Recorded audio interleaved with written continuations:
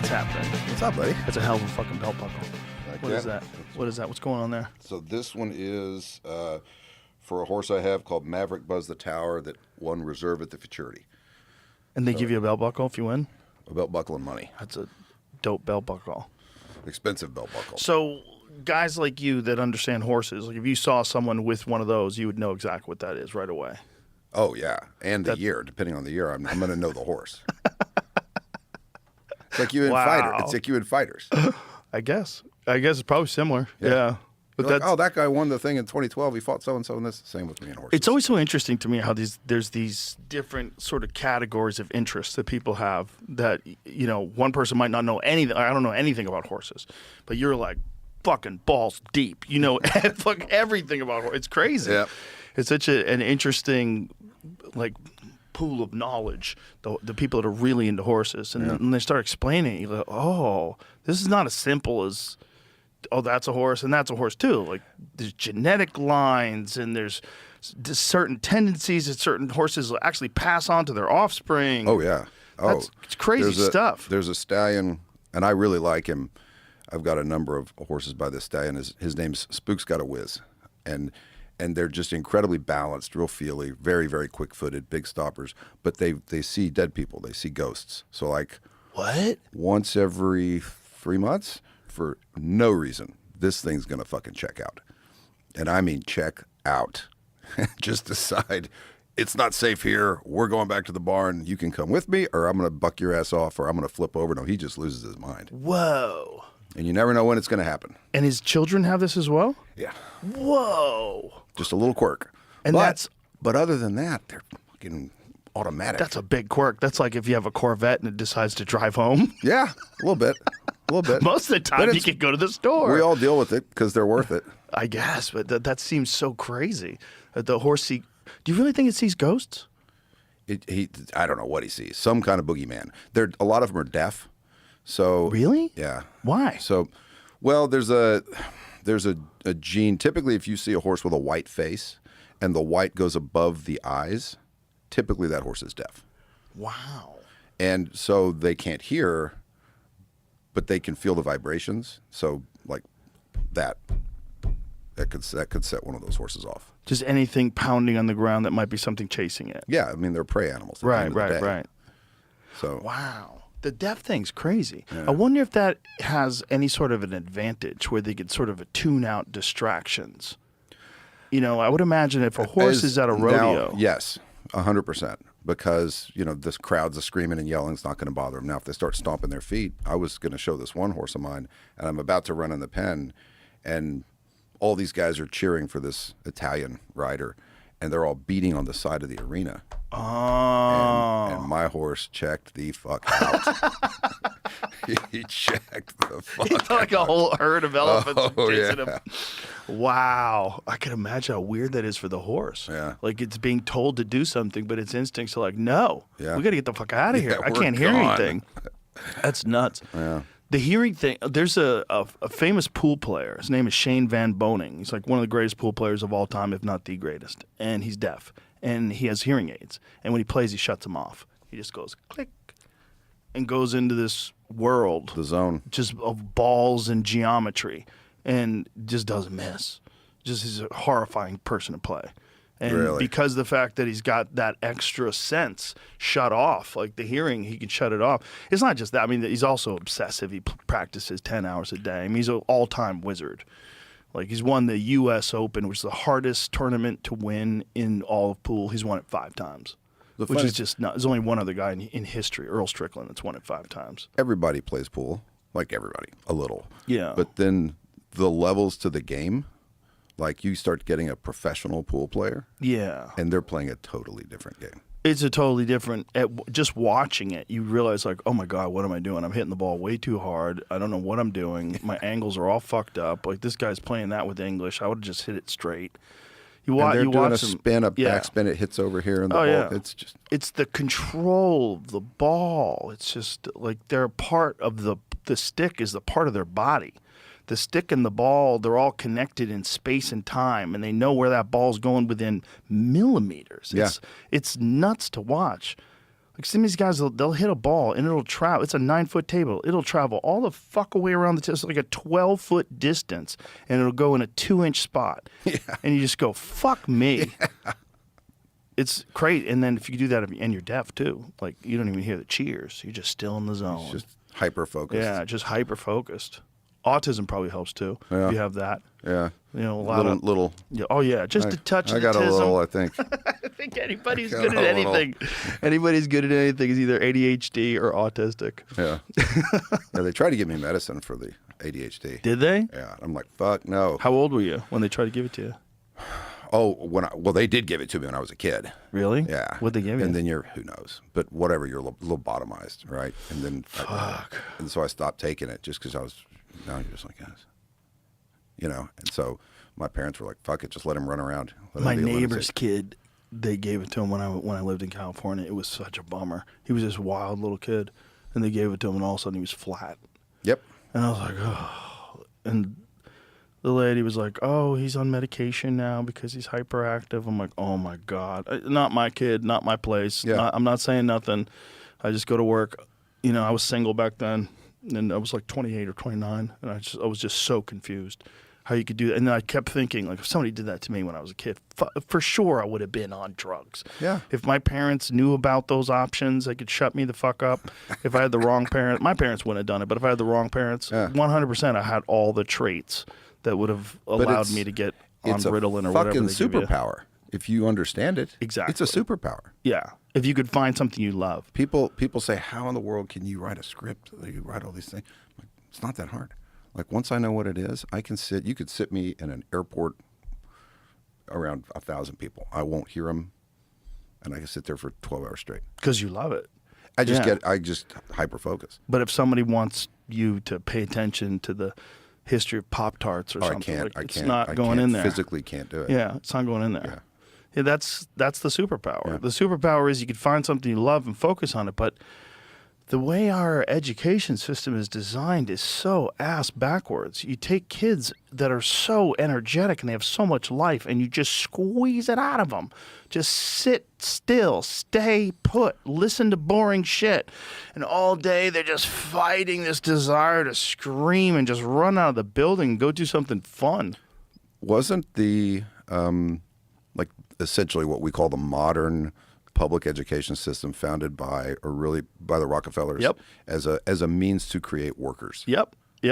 Like that's it. You're compliant workers and soldiers. Conform. It's one of the reasons why they decided to start school so early for kids is the earlier you can start them, the more you can get them to do whatever you want them to do. Yeah. And the more you can get them to pledge allegiance and get really excited about this, that, or the other thing, including all the trans stuff that you see in school, all the pride stuff, and teachers are working with preschool kids and they're talking about sexuality and you're like, they're fucking 6. Like, they don't know what you're talking. Like, why are you even talking to them about that? Because you can get them early and you can program those thoughts into their mind that this is a good cause. And it could be anything. It could be your religion. It could be your political ideology. It could be being a Christian, being a Muslim, whatever. If you get kids young enough, you can talk them into doing almost anything. That's why they have child suicide bombers. They don't try to get guys in their 40s with a family to strap a vest on. They try to get kids. Yeah. And, you know, what'll really bake a couple of noodles is if you look at, because all these things are funded, all these nonprofits and NGOs, they're often, but where's the money come from? And when you look at where the money comes from and you realize, oh, wait a minute, and it's been coming for 40, 50 years from these places. Qatar, for example, obviously Russia, China, all these are enemies. Donating money to all of these various groups to divide, to just eat away from the inside. Russia's been doing it since the 70s. Yeah, 60s. 60s, yeah. That Yuri Bezmenov, I'm sure you've seen that video. Yeah. Anybody who hasn't, please watch it. It's Yuri Bezmenov, and it's in 1984, and this guy is essentially describing what America is going to look like eventually, and he's dead on.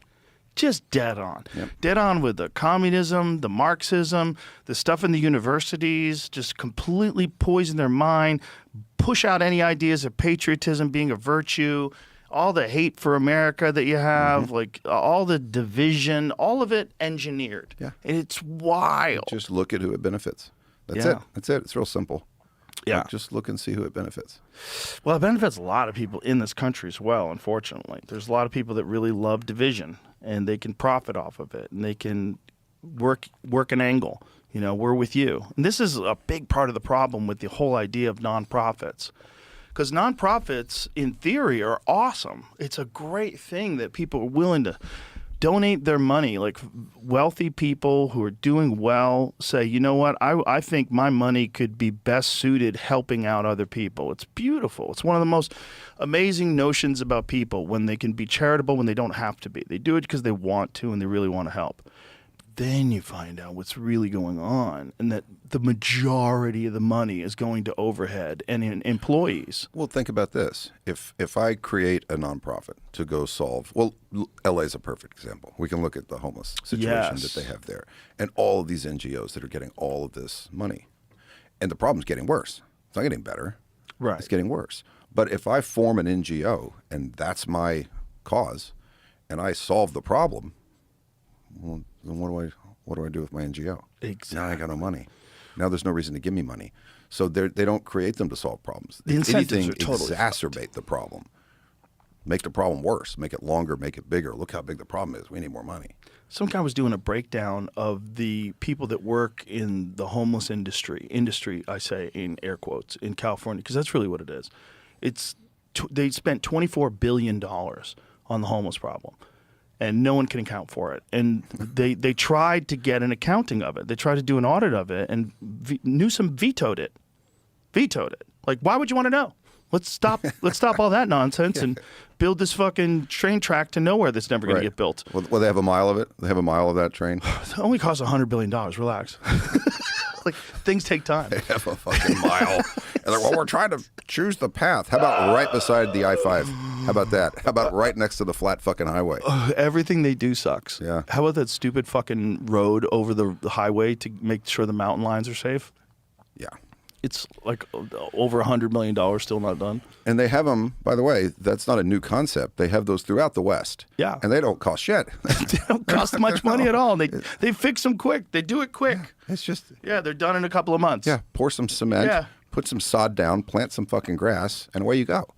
Away you go. But we're applying logic to a state that doesn't use that. It is as goofy as it gets, and then you think it's as goofy as it gets, and then you hear that Portland so this is going to be on the ballot in November. It got enough votes to be on the ballot. And this is some law that's under the guise of stop animal cruelty. Well, who doesn't want to stop animal cruelty? I certainly want to stop animal cruelty. Let's stop animal cruelty. So what does it mean? It means no hunting, no fishing, no ranching, no agriculture, no animals that get harmed in any way, no killing chickens for Kentucky Fried Chicken, nothing. No animals die. And this is a city ordinance? Fucking Oregon is voting on this in November. No fishing. No fishing. What are you saying? Are you fucking high? And no hunting, no ranching. Ranching, you can't ranch. You gonna kill a cow? What are you, crazy? That's illegal in Oregon. And that probably sounds like a good idea to one of those people. But here's my question. All right, so let's do it. Let's just outlaw ranching. Let's just say, fuck it. Well, there's 91 million cattle in the country. So what do we do with them? Just leave them alone. Let nature take its course. Yeah, there's no nature to take its course. There's 91 million head of fucking cattle, and I can promise you this: if you outlaw me feeding them and taking care of them, I'm not gonna.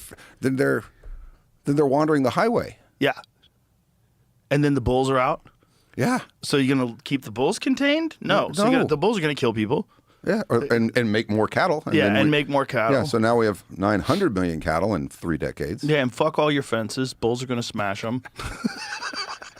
Bulls are going to eat your grass. Bulls are going to stomp your dog. Like, what are you talking about? I can't. But it's not supposed to be logical. It's all just a vibe, man. It's like, and it's not even a well thought out one. But the problem is you don't have to be well thought out to get on the ballot. You just have to appeal to certain sensibilities, and then all of a sudden people are like, "Oh, that would be good. Yeah. Let's stop animal cruelty." Yeah. And they're probably on SSRIs anyway. I don't know what the fuck they're doing. It'll probably pass. Nah, I don't think it'll pass. According to this New York Times article, it was one guy One guy. got 135,000 signatures and got it passed to that level. I wonder how many of them are homeless people. He moved to Portland from Denver, from Southern California, where I'm trying to figure out where Do we have a photo of this dude? I want to see what this guy looks like. Show him, but it Of says course, he's from a, Southern California. He's Of a course he vegan, is. He's a vegan. Oh, that's weird. I would have never substitute guessed. Teacher. Oh, substitute Oh, teacher. It keeps getting He's a better. winner. Where I lost it. What else? That's all it was saying. They didn't frame him very well. Well, Damn it. they shouldn't. It's a crazy idea. There you go, Mickelson. Yeah. Substitute teacher, vegan, and petitions organizer. It's to have a system where we're not killing or hurting animals anymore. I love how he said a system. What are you talking about? What does that mean? What's a system? You're talking about nature? What are you talking about? Like, they're going to kill each other, stupid. Like, what the fuck are you talking about? Is it somehow or another less cruel with when a mountain lion gets into a pen of sheep and tears them apart? Yeah. He figured the chances of meeting another gay vegan were better in Portland. He's probably Not right. wrong. Yeah, it's probably a good bet. Yeah. Solid bet. Yeah. Jesus. If he was sitting there going, Midland, Texas, Portland, Oregon, where's my you best gotta go to chance Portland, to go bro. be a vegan? Go to Portland and Yeah. take some medication. Just fucking have a good time. There he is. There we go. Hey, fella. Oh, he's already gotten too much attention from us. Yeah. It's there's a lot of silly people in the world, and like we were talking about with young people, if you get young people indoctrinated early enough to think that these silly ideas make sense, which is one of the reasons why I love that Kevin Costner moment on your show when he had explained to that vegan lady. Oh, yeah. It's such a good moment. How cute does an animal Yeah. have to be before you care if it Yeah. fucking lives? Yeah. Yeah. And what the actual, what life gets killed when you're just talking about farming, just food. Plowing a field. Yeah, just plowing a field. Or Go build a road. Right. You want to destroy some fucking organisms, go build a road. yeah. And if you're riding on those roads, Yeah. you're in that system. And then there's the bees. Like the amount of bees that die every year so we could have avocados is bananas. Yeah. Bring them in from Brazil. By the billions. By the billions. By the bee. And they die. Bees, and then on top of so it's avocados and almonds. Those are the two big ones, right? Yeah, almonds, you know what's fascinating, and we can look it up. Almonds, the amount, it's something like 19 gallons of water is what you have to give to get one almond. Is that real? Yeah, we can. Yeah, it's fucking bananas. Oh, my doctor Yeah. told me almonds aren't even good for you. Well, it's. He said they're okay for you. He said, but There was a time in the Mediterranean where they were poisonous. They have strychnine in them, and it's one of the first domesticated plants. And what people realized, whoever Homo sapiens or Neanderthals, whoever's wandering around, they're like, the squirrels are eating those poisonous nuts from that tree. Huh? They're okay from this one, not okay from that one. So they started cutting down and uprooting all the ones where the squirrels wouldn't eat. Oh, interesting. Yeah, and so the almond originally. This episode is brought to you by Wild Pastures. Here's the deal, folks. Wild Pastures delivers 100% grass-fed and finished beef, pasture-raised pork and chicken, even wild-caught seafood right to your door. I love their ribeyes. Just an excellent cut of meat. I had them last week. It's great stuff. It's high-quality meat from animals that are raised the way nature intended. Outdoors, on lush green pastures, no cages, no crates, no feedlots. Wild Pastures only works with small, family-run, regenerative farms here in the USA. So you're supporting American farmers and the land itself because regenerative farming restores soil, improves ecosystems, and protects biodiversity. And what's more, Wild Pastures' nutrient-dense, zero-junk, high-quality meat is around 25 to 40% less than you pay for the same quality in store. And right now, you can save even more with 20% off every Wild Pastures box and free shipping for life, plus $15 off your first box at wildpastures.com/Rogan. That's wildpastures.com/Rogan. Yeah, look at Relatively water-intensive crop. Each that. nut tip 1,900 gallons of water per pound. That's so crazy. And then, oh my God. Here's my new, like, look, I'm a writer, right? So words matter to me, and when we misuse them in our society, it just bothers me, right? So all these things that we're calling milk, like almond milk, right? And I'm just determined to call it almond juice because that's what it fucking is. It's not even almond juice. It's not like we're extracting. It's almond tea almost. We're taking almonds, pulverizing them, and brining them in water. Essentially, leaching out the flavor of the almond and then adding a bunch of shit to it and sugar and whatnot. Adding a lot of sugar. My friend Duncan was like, dude, almond milk is good for you. I go, you ever look at how much sugar is in there? And we were on the phone, and he goes, holy shit. I go, yeah, man, that's why it tastes good. But my doctor told me I had oxalates in my diet, in my blood test. He said, your oxalates are kind of high. He goes, are you eating almonds? And I said, yeah. I eat almonds all the time. He's like, yeah, cut back. He goes, that's where it's from. Really? Yeah. So you find out how much oxalates are in almonds. I just listened to them, and also it's a lot of like a lot of that gluten-free flour stuff. Mm-hmm. If you buy a lot of that stuff, it's like almond flour a lot of the times. Right. Almonds are a high oxalate food. Eating them can raise oxalate levels that circulate, get filtered by the kidneys, and appear in urine, which may increase kidney stone risk in susceptible people. Yeah. Almonds contain about 296 milligrams of oxalate per 100 grams, roughly 4 milligrams per nut, putting them in the high oxalate category. Yeah. Yeah, he said they're not bad if you just have them every now and then. He goes, but don't do it on a regular basis. Huh. Yeah. There's a lot of stuff that has high oxalates that people don't think about it that can really fuck you up. Kale, for instance.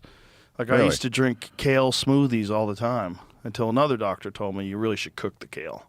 Cook it and then filter out whatever the water's in it. And I go, really?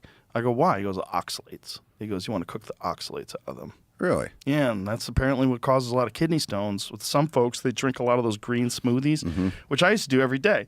I used to take a bunch of kale, throw in a bunch of apples and some ginger and some garlic and blend it all up and drink at the beginning of the day. I thought I was doing a good thing. And he was like, you're just blasting your system with oxalates. And I was like, oh, all right. Yeah, no. And he was Have like, some fucking eggs, bro. He said, have bacon. Have some bacon. I'm like, fucking bacon's better for you? Like, my journey of figuring out what to eat was a long one. It was a long one, and thank God I got this podcast, because if I hadn't had all those conversations with people where I realized, like, oh, so we're, like, and now the food pyramid's completely flipped, which is hilarious. Yeah. But it's like I've had enough conversations where I realize, like, oh, all these people don't know what the fuck they're talking about, and they're giving advice.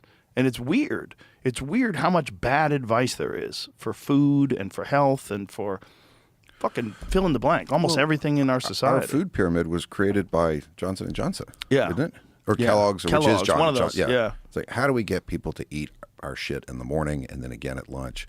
And then, well, the one thing that we can't control, when they talk about the one thing that we do not have is this massive industrialized meat production, because there's no economical way to do it. They'd do it if they could.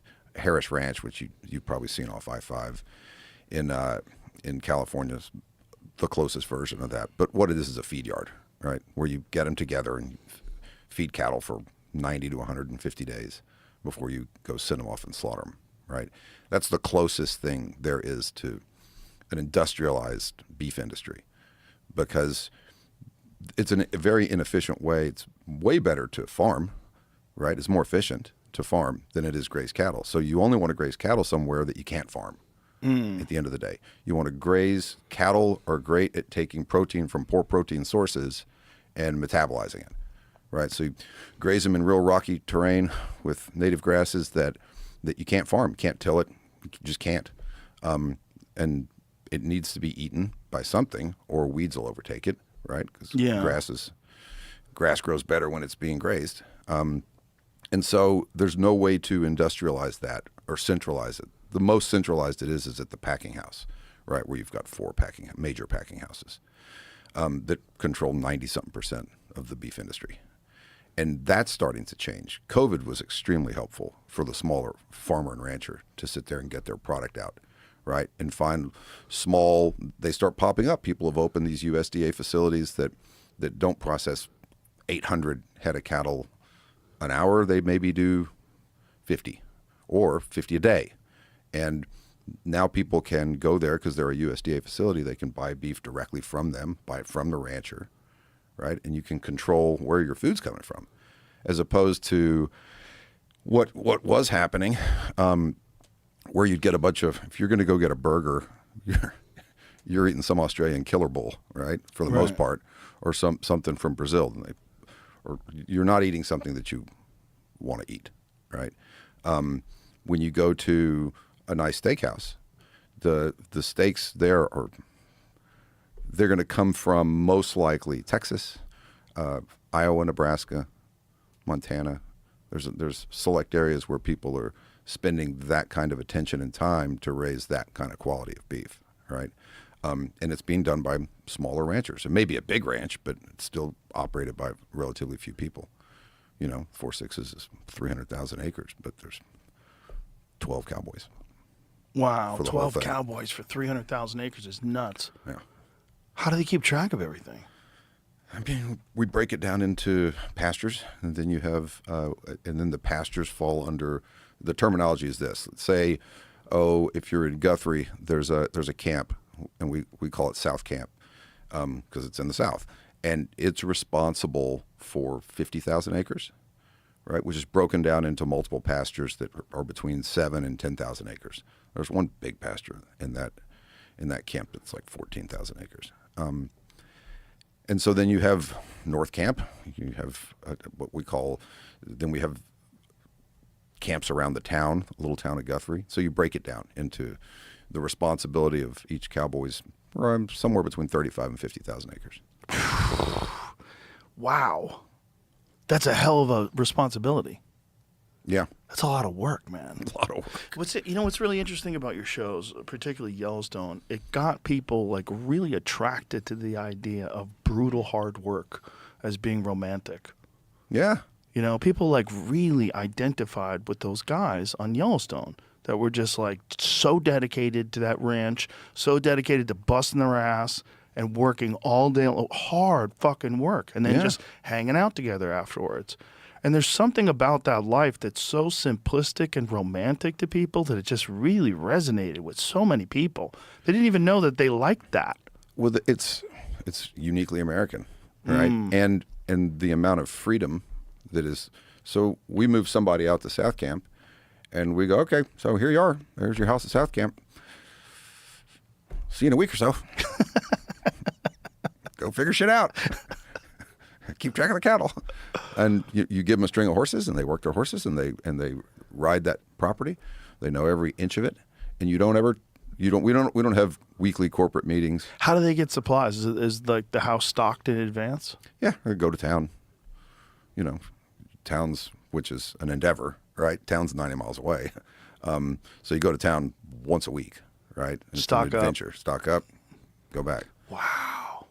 Yeah, but it's a crazy life. And people this isn't true of every cowboy. There's plenty of cowboys that typically they grow up on that ranch, and that's the life that they know, and that's what they want to do, right? But they still go off to college. Like almost every one of my cowboys has a ranch management degree. Like they went to school. Wow. To study. What's a good school if you want to be a cowboy? I mean, there's quite a few of them. Texas Tech. I mean, that's a phenomenal ranch management program. A bunch of the guys on the Sixes went there. TCU has a ranch management program, a good one. Texas A&M. We have vets that live on the ranch. Obviously, we breed a ton of horses, and so our vets. Colorado State's an excellent veterinary school for large animal vets. Obviously, Texas A&M is a phenomenal school. Texas Tech as well. Those are. Dude, how the fuck do you pay attention to everything? You're running a gigantic ranch, and you have about 48 TV shows. How the fuck do you do it? I don't understand it. Every time a new Taylor Sheridan show pops up, I say to my wife, I go, how the fuck is he doing this? Like, where does he have this time? Part of it is, if you think about it, so my crew, my core crew, is the same crew I made Wind River with. Like, when we had no money. I remember one time I'm on the top of a mountain with me and my first AD and my DP, Ben Richardson, and there's not a producer. We haven't seen anybody in a week. And I looked at, we're freezing our asses off. It's 7 below zero in northern Utah. And I'm like, guys, you know, we could just fuck off to Hawaii and nobody would know for a while.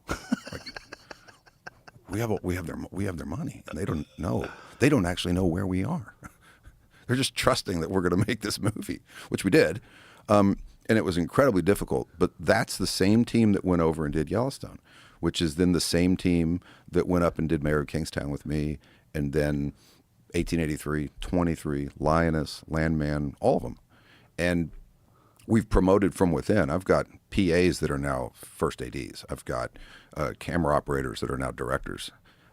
So we've promoted from within, so everyone understands the way we do it, and it's so friggin' efficient. We don't ever have, and you know, because you've been in this industry forever, these people will have meetings upon meeting upon meeting. They'll have a tone meeting where a whole bunch of people are going to sit around and try and talk about the tone of the script. What, didn't you read the fucking thing? We have to have a meeting about it? How about we don't have a meeting about it?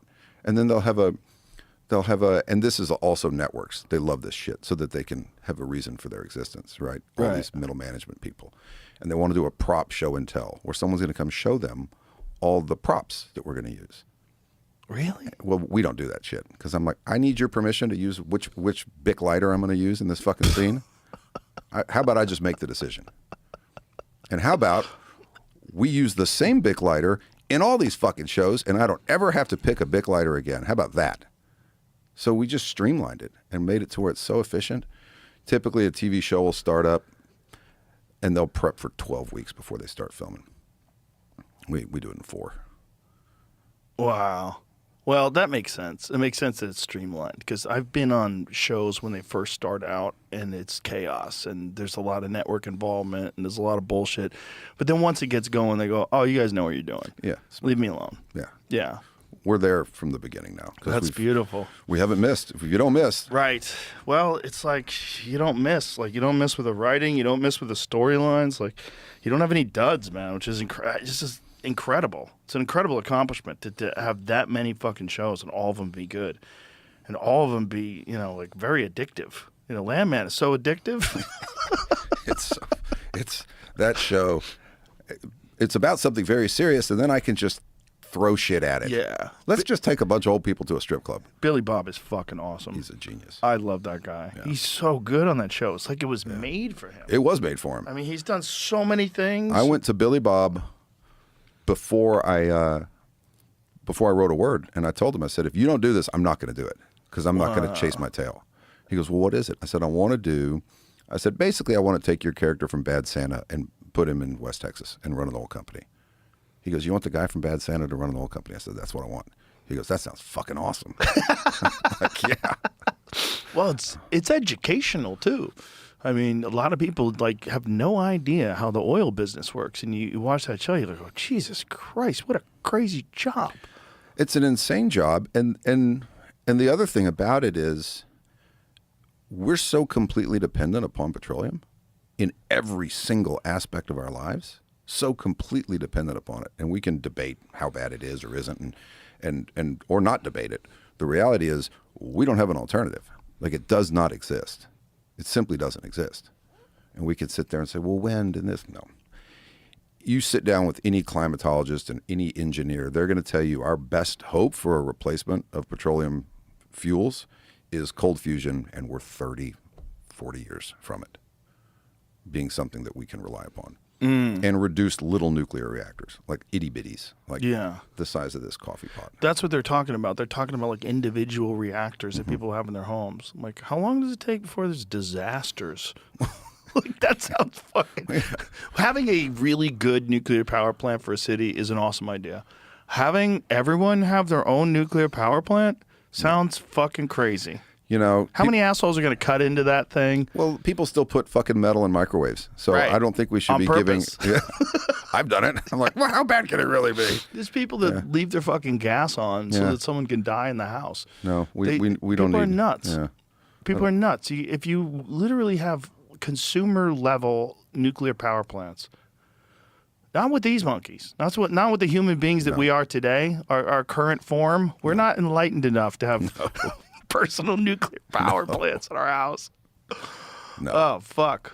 Yeah. So we're dependent upon it. Well, and that's we'll why be. we're in Iran right now. Oh, yeah. And also because of Israel. But I mean, we're in Iran. I mean, the whole thing about it is the oil. The Strait of Hormuz. It's like, I think it's 40% of the world's oil supply passes through there. Yeah. Christ. No, that's and I think also China. Mm-hmm. It's a big play against. It's a chess piece against China. Mm-hmm. That's what I think. Yeah, all of it's fucking terrifying. What and I'm not saying we should have or we shouldn't have. I'm not commenting politically, but what those SF guys did in Venezuela was fucking gangster. It's crazy. Whether I'm not saying they should or shouldn't. I'm just saying. Right. The team was sent, and then the team. I mean, can you imagine if I wrote it in a movie? People would go, "That's fucking ridiculous, Taylor." Right. We don't have that tech yet. Fly a bunch of SF dudes, drop them off on the roof of this high rise, surrounded by the fucking Cuban special forces, and they're gonna kill all of them, and then they're gonna fucking snatch him and his wife, go back to the roof, and just fucking fly away. That's what they Right. did. And they're going to do it with sound. They're going to disable everyone with a sound weapon. Like, what? Like, do you remember when they first started talking about that Havana syndrome? And Yeah. people were dismissing it. This is horseshit. This is bullshit. Yeah. Like, no, they're talking about people that are in Havana, that they've been targeted, something zapped them. Low-level frequencies that made them nauseous. Yeah. And I think that is a fraction of whatever they unleashed in Venezuela. Who knows? The discombobulator, that's what it's called. A classified secret weapon system President Donald Trump claimed U.S. forces used during the January 3rd operation to capture Venezuelan President Nicolas Maduro. He stated that the weapon successfully disabled enemy equipment and air defenses, preventing them from firing back. So it's both, it disables the people and it disables their weapon system. What? That's amazing. What the fuck are we doing? Official silence when asked for specific technical or operational details about how the device functions. Trump famously told New York Post, "I'm not allowed to talk about it." He says they press buttons. He claimed the defense forces pressed buttons and nothing worked, disabling both Russian and Chinese-made rockets and radar. Wow. The weapon affected both mechanical equipment and personnel. He also referred to a sonic weapon being used against Maduro's Cuban security detail inside a heavily fortified fortress. Fucking A, man. I would love to see what that looks like. You know, I bet they have video too. I bet these I'm guys, sure. Yeah. All wearing GoPros. I'd love to go into a skiff. Just show me the video. I won't say nothing. I want to see what it looks like. I just want to watch. What does it look like when somebody gets zapped by sound and gets fully disabled? Like, apparently they just fell to the ground in agony. They couldn't move. Yeah. And they just went in and shot And everybody. then some freaking SF snipers are just freaking on top of that, just raining down on them. It's crazy. Like, that guy thought he was safe. Crazy. And there's a famous video of him saying, "Come and get me." oh yeah, Bro. yeah. Be careful. Don't what bear you poke. Yeah. Also, it's like none of us know what the tip of the spear technology in weapon systems is available right now. We don't know. They don't tell us. They don't tell us. Obviously, no one knew that this fucking discombobulator thing existed. No. This is science fiction. Yeah. Right? If this was 20 years ago, you'd be like, that's not a real thing. But now you're like, oh shit, they used it? It's not just a concept, they fucking used it? What else? What are they cooking out in the desert in the middle of Nevada? Who knows? Yeah, and think about this. For that to be used, there's something 4 generations past that 100%. that they're playing with now. Yeah, 100%. You know, this whole UAP world stuff, like when they start talking about UAPs, all of my bullshit alarms go off. All of them. It's like, I don't believe if you knew things, you would tell us. So I don't believe you're telling us the truth. I think they have some special access programs that they've been working on for decades and decades, and some super high level shit that involves some sort of novel propulsion system, and they have that stuff flying around in the sky. And I think that's what a lot of people are saying. That's what a lot of people are saying. That doesn't discount the idea that there's something else out there, because I think there is, but I think there's a giant chunk of the shit that people are seeing that's ours. Yeah, testing. Yeah, testing, doing stuff with it. If there was an intelligent life form that had stumbled upon our barbaric asses, why would they not go, hey, guys, fire up that fucking missile and we found this blue planet. We got to get rid of this thing.